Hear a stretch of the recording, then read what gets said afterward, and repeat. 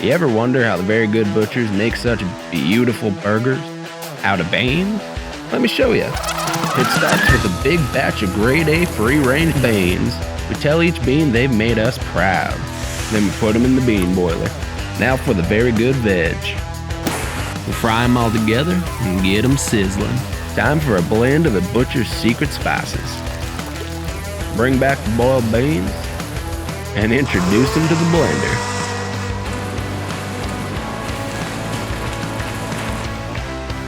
Gotta give it all a good mix.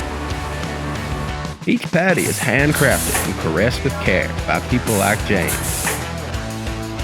Slide them in the steamer, fry in the flavor, and toss on some toppings. And that's how we do it at the Very Good Butchers.